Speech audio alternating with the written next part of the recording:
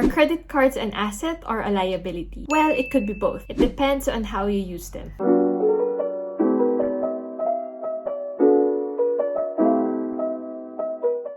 Here are some tips on how to make the most out of your credit cards. Pick a credit card that matches your lifestyle.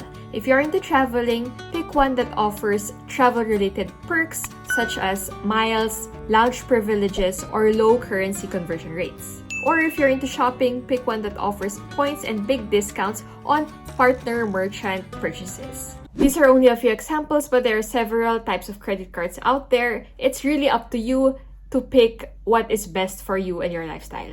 Know your credit card's reward system. The credit cards I use depends on the amount of purchase I make. For example, I have a credit card that has a point conversion of 35 pesos to 1 point and another card that has a conversion of 1,000 pesos to 1 point.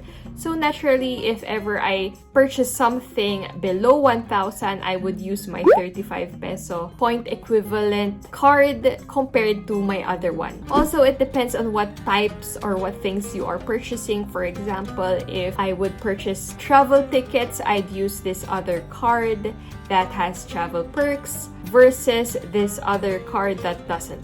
Or yeah, it really depends. That's why you should know where best to use them. A credit card's reward system may include travel perks. So this could be miles converted to travel rewards such as free tickets or upgrades to business class. And they also offer insurances such as lost baggage or delayed flights and lounge access. Other rewards you can get from credit cards is that you could get discounts and promotions from your credit card's partner merchants.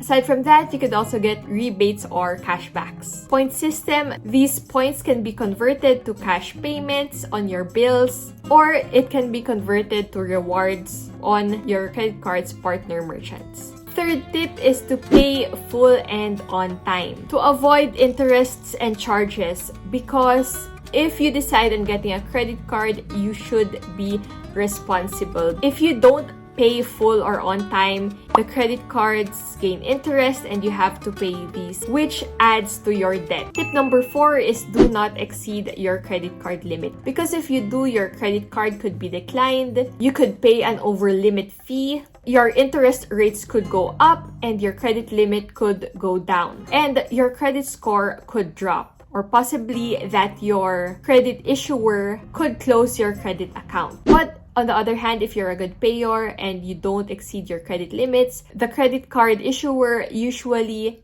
increases your credit limit. And of course, your credit score would go up.